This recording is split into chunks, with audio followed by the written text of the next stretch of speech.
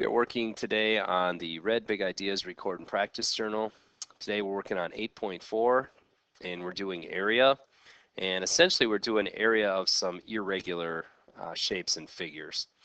For number two, we're going to kind of try to just get an estimate. And what I'm going to do first off is I'm just going to count how many whole squares we have. 6, 7, 8, 9, 10. There's 10 whole squares. Just going to write that down. And then if I sort of combine two squares to make one, how many more will I have? So I've got 10. This would be 1, 2, 3, 4, 5, 6, 7, roughly. So I'm just going to add 10 and 7 and get 17. And whatever unit we are in, it would be 17 units. We can kind of pretend they're centimeters. So we're just trying to find the area, and we're finding the area of it, basically of an irregular figure.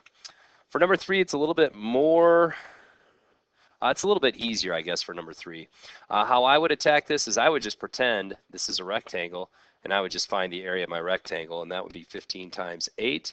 So I know it's 120 for the entire rectangle, but it looks like I have this little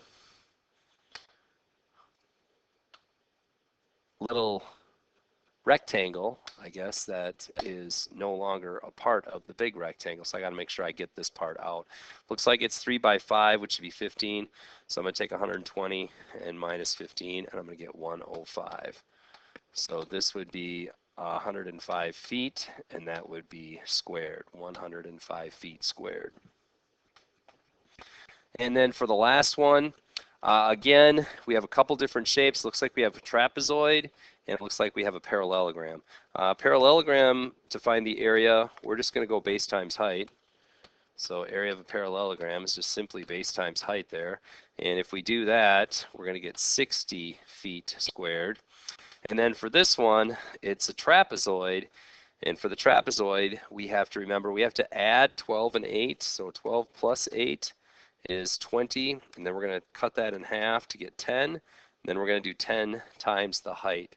So 10 times the height would be 40. And then we're simply going to add those two together, 40 and 60. And that's going to be 100. And we are going to be in feet. And that's going to be squared. So trapezoid, remember, it's 1/2 B1 plus B2 times height gives us our area for a trapezoid.